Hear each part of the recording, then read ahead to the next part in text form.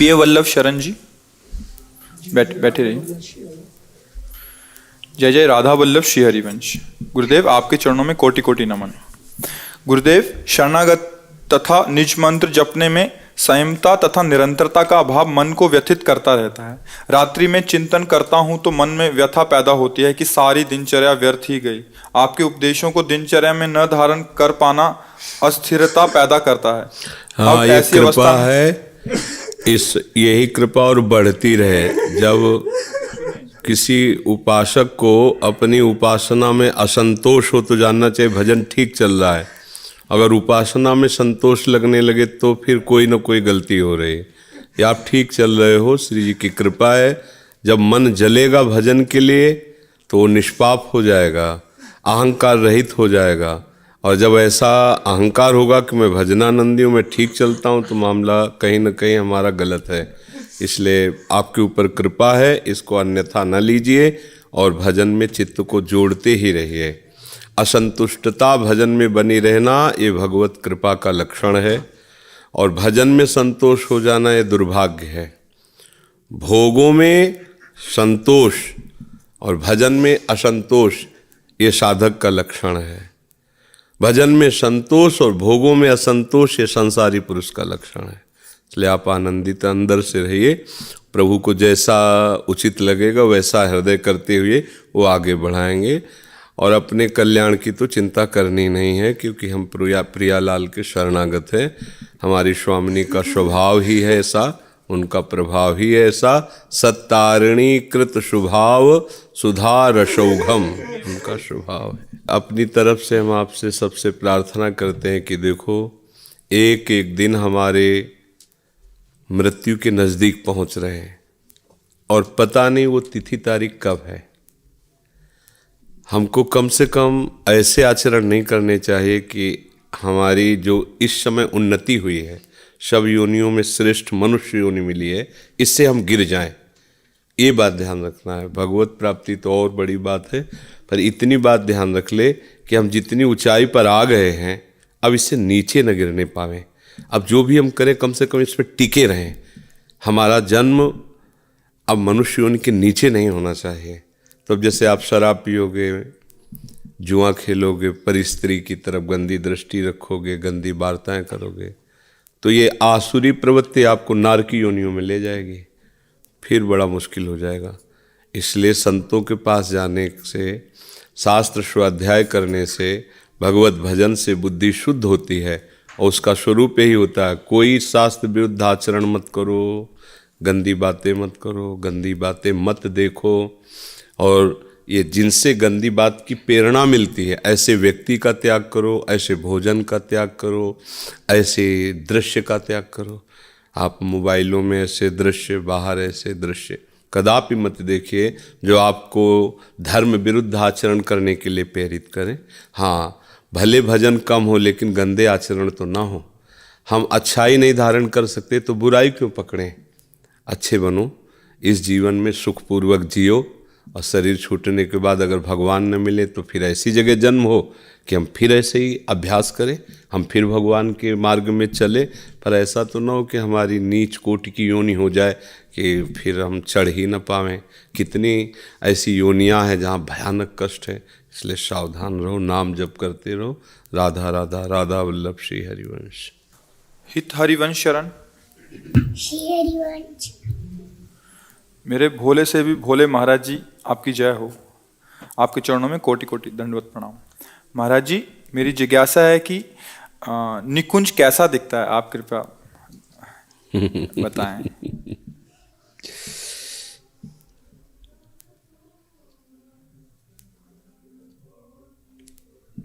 अरे तो बच्चा है। प्यारोढ़ुम क्षमते न यच्छिव शुकादे नाम तो यद ध्यानगम, ऐसा है निकुंज। क्षमता नहीं है इन महापुरुषों की कि भी हमारी प्यारी जू के निज महल को ध्यान में रख ले। वृंदावन द्युति पत्र की उपमा को कछुनाए, कोटि कोटि बैकुंठ हो तेसम कहे न जाए। एक निकुंज के एक पत्ते की कांति के बराबर भगवान नारायण का बैकुंठ धाम भी नहीं। तो और की कहा चलावे। ये तो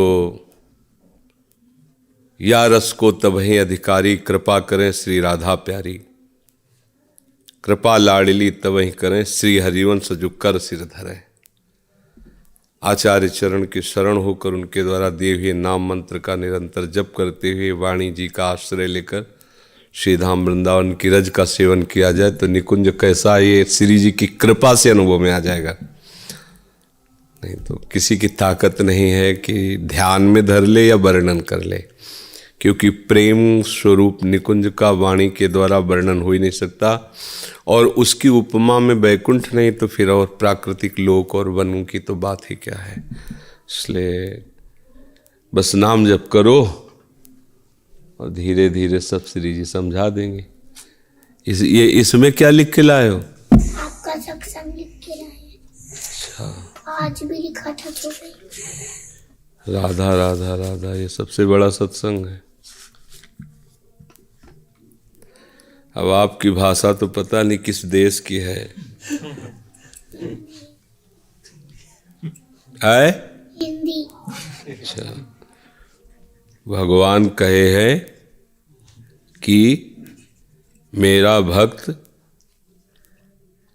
मेरा भजन कर लो। ये तुमने लिखा है यार? बहुत तुम भाग्यशाली हो, छोटी अवस्था में भजन कर रहे हो। तो बढ़िया रखो, फिर सत्संग लिख लिया करो। और राधा राधा राधा नाम जपते हो कितनी देर?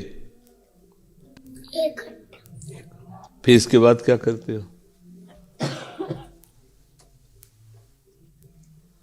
सुनो, थोड़ी थोड़ी देर में राधा राधा बोल दिया करो, ठीक है?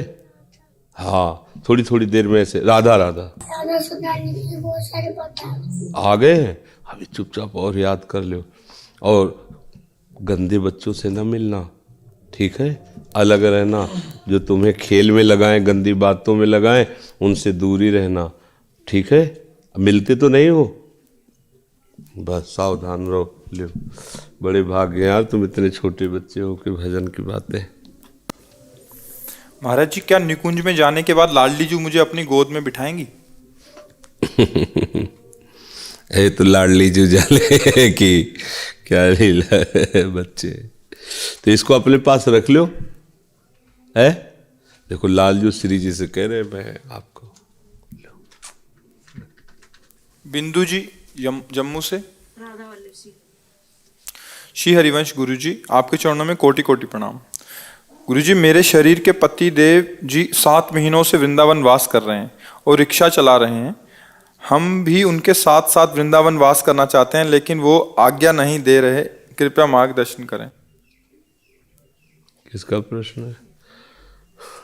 उनकी आज्ञा की इसमें जरूरत भी नहीं है। जबरदस्ती रहना चाहिए। पति हो जहाँ तुम हो वहीं मेरा जीवन, मेरा अधिकार है। उसमें प्रार्थना, हाँ कोई भी बैठा हो, शास्त्र सिद्धांत में किसी का चेहरा देख के उत्तर नहीं दिया जाता। शास्त्र सिद्धांत किसी की अनुमति नहीं हो। पाणी ग्रहण करते समय हाथ बढ़ा करके स्वीकार किया गया था इसी बात के लिए कि जो भी कार्य है उनमें हम आप दोनों मिलकर चलेंगे। अर्धांगिनी होती है, और अगर वो आपके समीप रहना चाहती है तो भगवान ना नहीं कर पाए आपकी क्या बात है। सीता जी के लिए बहुत बड़े बड़े महापुरुषों ने, जनक जी और बड़े बड़े ज्ञानियों ने बैठकर सवाल लगाए, कुछ दिन अयोध्या रह लेना, कुछ दिन जनकपुर रह लेना, कभी कभी इधर कभी कभी उधर, आपके लिए तो वनवास नहीं है। प्रभु ने भी कहा कि हमारी आज्ञा है आप यहीं अवध में रहो, गुरुजनों के पास रहो, माता को बहुत संतोष मिलेगा, क्योंकि हम जा रहे हैं तो कौशल्या माता को कम से कम आप रहोगी, तो दोनों पक्ष में प्राण बने रहेंगे सबके। जानकी जी ने कहा प्रभु आप ऐसा कैसे कह सकते हो? क्या तन के बिलक करके छाया को रखा जा सकता है क्या? नहीं रखा जाता। क्या मछली को जल से अलग करके जीवन दान दिया जा सकता है क्या? नहीं दिया जा सकता। तो प्रभु बस मुझे ना चक्रवर्ती सम्राट महाराज का महल अच्छा लगेगा और ना महाराज जनक जी का महल अच्छा लगेगा। आपके चरणों की समीपता यदि कुछ साथरी में व्यतीत करने को मिलेगी तो उसके सामने सब तुच्छ है। मुझे कुछ नहीं चाहिए। किसी के रोके नहीं रुकी, अंतिम समय दशरथ जी ने कहा था सारथी से कि कह देना सीता जी से, अगर वो अकेले वापस आ गए तो हम सब जीवित हो जाएंगे, हमारे प्राण बच जाएंगे। चलो मानते हैं कि राम तो मेरी बात अब नहीं मानने वाले, क्योंकि वो सत्य प्रतिज्ञ हैं, वो तो जाएंगे 14 वर्ष के लिए, लेकिन आप कोशिश करना अगर जानकी जी वापस आ जाए तो हम जीवित, हमारे प्राण बच जाएंगे। तो शास्त्रीय सिद्धांत भी है और व्यवहार में भी है, ऐसा नहीं है। आप वृंदावन वास कर रहे हैं, हाँ अगर पत्नी की अनुमति है कि हम अपने बच्चों या माता पिता की सेवा में आप जा सकते हैं तो फिर बात अलग। पत्नी कह रही हम साथ रहना चाहते हैं तो फिर आप उस पर शासन नहीं कर सकते, फिर आपको तो साथ ही रखना ही होगा। ये शास्त्रीय सिद्धांत है। जैसे वानप्रस्थ ब्रह्मचर्य, गृहस्थ और वानप्रस्थ। जब वानप्रस्थ की बात आती तो उसमें ये बात आती कि पत्नी से पहले आज्ञा लीजिए, आज्ञा शब्द है, पत्नी से आज्ञा लीजिए, क्योंकि पाणी ग्रहण किया है कि अब मैं वनवास करना चाहता हूँ और एकांतिक भजन करूँगा। आपकी रुचि है तो बच्चों के साथ रह सकती हो, आपकी रुचि नहीं तो जैसे हम रहेंगे वैसे तुम्हें रहना पड़ेगा, भूखे या जिस परिस्थिति में, बस उसकी अनुमति के साथ है। वो अगर कह देती सहमति, हाँ आप जाइए हम यही हैं, ख़त्म खेल। पर ऐसा नहीं चलेगा कि हम वृंदावन वास करें और वो हमारी आज्ञा में बाहर रहे। हाँ अगर वो राजी है तो कोई बात नहीं, अगर वो रहना चाहती तो फिर आपकी आज्ञा की आवश्यकता नहीं, फिर आपके पास उसको रहना ही अनिवार्य है। क्यों? माता पिता हैं घर में, तो तुम्हारे माता पिता है ना, उसके माता पिता भाई बंधु तो सब आप हो। हाँ जी। अगर वो अपने पति को भगवान समझती तो उसके लिए कोई भी कहीं भी कोई भी अवसर नहीं, वो आपके लिए है। आपके माता पिता हैं, आप देखिए, आप माता पिता को लाइए, आप सेवा कीजिए, आपका संबंध उससे है। उसने माता पिता को देखकर ब्याह नहीं किया था, उसने आपको देखकर ब्याह किया, उसने आपसे संबंध माना। आपकी खुशी के लिए वो सबकी सेवा करती है और उसकी खुशी उससे दूर है, वो कैसे बर्दाश्त करे? ये सिद्धांत नहीं, मतलब ये सिद्धांत नहीं। हाँ आपको उसके साथ उसको राजी करना होगा। अगर वो राजी है तो सार्स है, आपके दो हाथ हैं, एक हाथ इधर से दे रहा है, एक हाथ उधर सेवा कर रहा है, चलेगा। आपको उससे राजी करना होगा। अगर कहती नहीं हम वहाँ नहीं रहेंगे तो नहीं, फिर आप जहाँ हो उसका अधिकार है, शास्त्रीय और व्यवहारिक भी, शास्त्रीय भी और व्यवहारिक भी। वो आपके माता पिता की दासी नहीं है, वो आपकी दासी है। आप जहाँ हो वहीं उसकी सेवा है। आपको उसको राजी कर लो फिर कोई बात नहीं। हाँ अगर वो राजी हो जाती है सार्स तो कोई बात नहीं, कोई फिर वो उसकी राजी होना अति अनिवार्य है। आज यही सब भूल गए हैं, तभी अपनी अपनी रुचि के अनुसार फिर क्या हो रहा है कि ये सब दुनिया की जितनी दलिद्रता है ना, पापाचरण है, सब हो रहे हैं। पति अपना कहीं, पत्नी अपना कहीं, और उनका तलाक, दुनिया का सब गंदगी जो है ना, सनातन धर्म में ये गंदगी नहीं थी, ये सब बाहर से आई जो दिमागों में गंदगी है ना, बेविचार प्रवृत्ति, ये सब हमारे धर्म में नहीं। बहुत गंभीर, शांत और मृदु व्यवहार करने वाला सनातन धर्म है। हिंदू धर्म कोई ऐसा नहीं है, पिट गया है लेकिन किसी को पीटने की इच्छा नहीं की है। आज क्या हो रहा है, ब्याह होकर के आया, पत्नी दूसरे लड़के से प्यार कर रही और जहर दे दिया, अपने पति को मार दिया। पति दूसरे लड़के से प्यार कर रहा, पत्नी को नाना प्रकार से प्रताड़ित करके, ये सब क्या हो रहा है? अरे एक जीव है, तुम्हारे को समर्पित है, यही विश्वास नहीं हो पा रहा तो फिर भगवान पर क्या विश्वास करोगे? आज कौन विश्वास के लायक रह रहा है? सब कुछ अपना दे करके वो पति को रिझाना चाहती है, पति दूसरी जगह रिझा हुआ उसको मरवा देता है, एक्सीडेंट करवा देता है, कोई नाना प्रकार के उपायों के द्वारा उसे नष्ट कर, क्या हो रहा है ये? इसलिए कम से कम सोचो भगवान की कितनी कृपा है कि पत्नी तुम्हें पति रूप में वर्ण करके सिर्फ तुमसे, ये तो मरो जाए दुनिया में जाओ, क्या मतलब? संसार का स्वरूप देख रहे हो ना। पति बोल नहीं सकता पत्नी से, बोलेगी तो कहे तुम 10,000 कमाते हो, मैं 20,000 कमाती हूँ, तुम हंसो खेलो जिससे खेलना है, हमारा जितना, हम अपनी स्वतंत्र, तुम अपनी स्वतंत्र, केवल ब्याह भर है, एक घर में रहते हैं, पड़ोसी की तरह रहते, कोई मतलब नहीं। बोले चाय बना दो, तुम्हारे नौकर, तुम बना के पियो।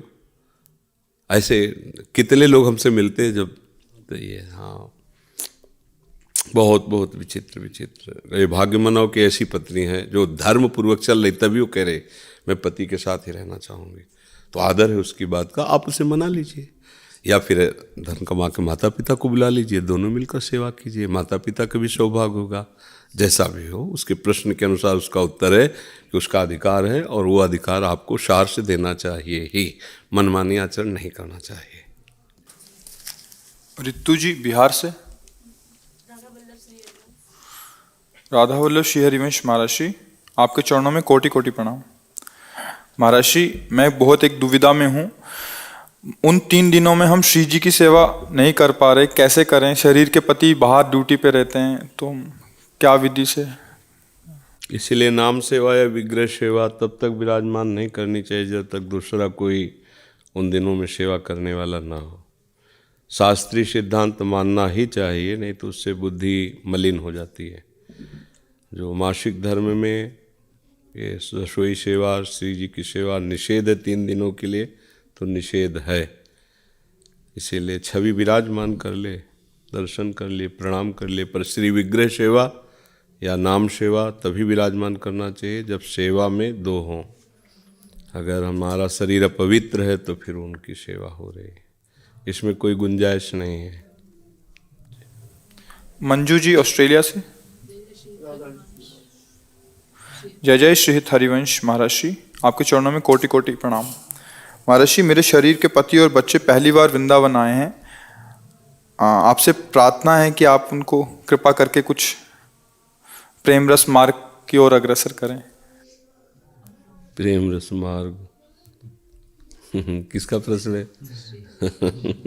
अरे नाम जप करो, गंदे आचरणों में न जाओ, बस इतनी पूरे जीवन भर बात मान लो तो बहुत बड़ी बात होगी। प्रेम रस मार्ग तो बहुत बड़ी बात है। हाँ, ये जो आज का तूफान चला है माया का, शराब पीना, मांस खाना, अंडा खाना, बॉयफ्रेंड गर्लफ्रेंड, बेविचार, इस पर ब्रेक लगा दो, इसको सुधार कर लो तो हमारे ऊपर बहुत कृपा हो जाएगी। प्रेम रस मार्ग में चलना तो ये तो बहुत बड़ी बहादुरी का काम है। ये तो उनका काम जिन्होंने सर्वस्व का बलिदान करके आगे बढ़े, चाहे देश प्रेम हो, गुरु प्रेम हो, हरि प्रेम हो। प्रेम मार्ग में तो कोई कायर थोड़ी चलते हैं, तो बहादुर चलते हैं कि हजारों चोट लगने पर भी कदम पीछे ना हो, कदम पीछे ना हो। ये वो मार्ग है प्रेम। तो पर इतना तो कर लो कि शराब न पियो, मांस न खाओ, अंडा न खाओ, पराई बहन बेटी या पराई पुरुष की तरफ गंदी वृत्ति से, इतना कर लो तो बहुत बड़ी कृपा हो जाएगी। बस बात समझ में आ जाए। नए नए बच्चे ना, हाँ, शराब पीना, ये बॉयफ्रेंड और गर्लफ्रेंड, आज कोई फ्रेंड बनता है? फ्रेंड वही है, दोस्त वही है जो दोस्त को सुख देने के लिए अपनी ज़रूरत पड़े तो बलिदान कर दे, उसको अपवित्रता में थोड़ी ले जाए। माता पिता का प्यार छुटवा करके, उसके धर्म, उसकी भावनाओं का नाश करके, उसके शोषण की वृत्तियों को बढ़ा देना, ये कोई फ्रेंड है? कोई फ्रेंड है? अपनी वासनाओं के जाल में एक दूसरे को फंसा के खेलना है कोई फ्रेंड है? फ्रेंड का मतलब क्या होता है? जब जान जाओगे तब समझ में आएगा। तो बचो, ये बॉयफ्रेंड गर्लफ्रेंड, इस भाव से बचो, ये गंदे व्यसन से बचो। छोटे छोटे बच्चे हैं, गंदी गंदी बातें। अभी उस दिन एक लड़का प्रश्न कर रहा था, कह रहा था मैं गृहस्थी लायक नहीं रह गया ना, विरक्ति लायक रह गया हूँ, हस्त मैथुन करके मेरा पतन हो गया है। तो वो अपनी बात थोड़ी कह रहा है, ऐसे हजारों बच्चे हैं, खिलवाड़ समझते हैं इसको। अब किसको समझाए? बात करो तो कहीं पुराने ज़माने के तो बाबा जी वाली बात कर रहे, शास्त्रों वाली बात। तो नए ज़माने में देख लो क्या होता है, क्या होता है। बहुत ये बातें यद्यपि हमारा विषय नहीं, फिर भी हम इसे बार बार बोलना चाहेंगे नए युवकों से कि आप इस बात को समझिए, आपकी राह बहुत गलत है और ये गलत राह आपको कहीं किसी भी तरह चैन नहीं लेने देगी। आज हमारे जो बुजुर्ग हैं, माता पिता, वो देखते रह जाते हैं, हम उनकी बात नहीं मानते, मनमाना आचरण कर रहे हैं। भगवान स्वयं प्रातः काल उठकर माता पिता के चरण छूते थे, माथा रख करके। आज बात मान लो, मत चरण छुओ, कम से कम थोड़ी बात मान लो। तो उनको तो ऐसे जैसे पुरानी चीज़ें डस्टबिन में फेंक दी जाती है ना, ऐसे माता पिता को साइड में कर दिया। अभी नई जवानी है, सोच समझ है नहीं। तो इसलिए भाई यही हमारी प्रार्थना है कि गंदे आचरण मत करो, गंदे दृश्य मत देखो, गंदे लोगों से मत व्यवहार रखो। कोई तुम्हारा मित्र नहीं है, भगवान को अपना मित्र बनाओ, और वो जब मित्र रूप से आपको किसी को देंगे तो धोखा नहीं होगा। इंतजार करो, चाहे वो पत्नी रूप में हो या पति रूप में हो, इंतजार करो। वो भगवान जब देंगे ना तो आपके कर्म के अनुसार सही मार्ग मिलेगा। मनमानी आचरण है जो बहुत बहुत हानिकारक, बहुत हानिकारक है। बिल्कुल बच्चे नहीं समझ रहे, बिल्कुल नहीं समझ रहे। इसलिए सावधान रहो। क्योंकि नई पीढ़ी ही हमारा नया भारत होगा। भाई जिस समाज में हम जी रहे हैं, तो चाहे महात्मा हो चाहे हम जो भी हो, है तो समाज के अंतर्गत ही ना। कपड़ा लत्ता भोजन व्यवहार बातचीत तो समाज की है। अगर आप पवित्र नहीं रहेंगे तो हम कहाँ से पवित्र रह जाएंगे। हमारा भोजन आपकी तरफ से ही तो आता है। को चाहे जितना हम कहें कि हमें भगवान दे रहे हैं, तो दे तो रहे ना भगवान, पर इन हजारों हाथों से ही तो दे रहे हैं ना। अब अगर आपका वो अधर्म से कमाया हुआ है, पापाचरण से, भ्रष्टाचार से, तो हमारी बुद्धि को भ्रष्ट करेगा ना, तो हम भी तो नष्ट हो गए ना। इसलिए आप सावधान रहो, आप सुखी रहो, आप पवित्र रहो, तो सब सुखी है। सर्वे भवन्तु सुखिनः का सूत्र तभी लागू होगा जब एक अपने को सुधारना शुरू करते। अगर आप 10 सुधर गए तो बहुत बड़ी बात हो गई। 10 ने नियम ले लिया, शराब नहीं पिएंगे, गंदा काम नहीं करेंगे, गंदी बातें नहीं सुनेंगे, नहीं बोलेंगे, नहीं देखेंगे, तो आप बहुत अच्छे दैवी संपत्तिवान पुरुष बन गए। फिर क्या है, तो कम से कम मनुष्यता तो यार, न दैवी संपत्तिवान तो मनुष्यता तो न छोड़। पराय पुरुष से व्यभिचार करोगे, पराय स्त्री से व्यभिचार करोगे, तुम भगवत मार्ग की बातें सुनने के लायक नहीं रहेगे, तो बोलना और चलना तो बहुत बड़ी बात रहे। आप अगर दुखी, अभी किसी देश का आक्रमण हमारे ऊपर हो जाए तो हम माला लेके बैठ पाएंगे क्या? हम आनंद से ध्यान लगा पाएंगे क्या? ऐसे ही अगर ये व्यभिचार फैल रहा है, वो वायरल फैला था क्या, करोला, बाबा जी को भी हुआ था, सबको बदला। ऐसे ये वायरल है, व्यभिचार वायरल, बुद्धि को भ्रष्ट करने वाला, सबको अपने जाल में फंसा लेगा। इसलिए सबको सावधान रहना चाहिए। वायरल है जो नाश कर देगा। कलयुग फैला रहा है ये वायरल, और इस वायरल की कोई दवा नहीं है। इस वायरल के लिए वैज्ञानिक तैयार नहीं है, इसके लिए छूट दी जा रही है। अभी आपको किसी ने बताया था लिव इन रिलेशन ये सरकारी पास है कि इसका विरोध नहीं है। ये क्या वायरल को पास कर दिया गया। अब संसार की बुद्धि से, हमारी बुद्धि से तो ये वो वायरल है जो पवित्रता का नाश करके, धर्म का नाश करके बुद्धि को भ्रष्ट कर देगा। समझ खत्म हो जाएगी। अब हमारी समझ और कानून की समझ तो थोड़ा अलग अलग होगी। अगर हमारी समझ को देखो आप, तो कितनी पवित्रता है, कितनी शांति है। आप देखो, पुराने समय की बात को हम करते हैं कि पुराने लोग ऐसे गंदे लोग हैं। हमने अपनी माँ को भी देखा है ना, यहाँ से कभी हमने ऐसे कपड़ा हटते नहीं देखा। घर से बाहर जैसे निकलती थी ना, बूढ़ी वयोवृद्ध ऐसे करके, यहाँ से ऐसे, कितनी पवित्रता, कितनी मर्यादा। आज हमारे नए बच्चे, सर्दी का समय, शरीर काँप रहा है, पर वो क्या करें कि बस जितना कम से कम वस्त्र धारण कर सके उतने उनकी वीआईपी पना होगा। ये वीआईपी लोग हैं। जितना तुम कम से कम वस्त्र धारण, उतने आप अच्छे लोग माने जाओगे। ये क्या क्या बुद्धि बदल रही, देखो कैसी बुद्धि। जैसे घरों में रह जाता है ऐसे साधारण स्नान आदि करने के लिए कपड़े पहन के, वैसे लोग बाजारों में घूमने लगे। शर्म गई, लिहाज गई, पवित्रता गई, धर्म गया, बुद्धि गई, माता पिता की आन गई, मर्यादा। तो मुझे लगता है कि कुछ मिल तो नहीं रहा ना। पढ़ाई लिखाई से, अच्छे आचरणों से हमारे को कुछ मिलना चाहिए। अगर ये अच्छे आचरण तो हमें मिलना चाहिए ना। कि तो क्या परिणाम हुआ तुम्हारे साथ वीआईपी बने का? ये तुम्हारी सुंदरता का, नए नए आविष्कारों का परिणाम क्या हुआ? छोटे छोटे बच्चे बच्चियां अपने को इस हाल में पहुंचा। हमें तो लगता है माता पिता को अपने बच्चों से बैठ कर के मित्रवत व्यवहार करना चाहिए, दोस्त की तरह। देखो, तुम्हारे पिता भी हैं, तुम्हारे दोस्त भी। तुम्हें अगर कोई भी बात कहनी हो तो छुपाना मत, तुम हमारे बच्चे हो।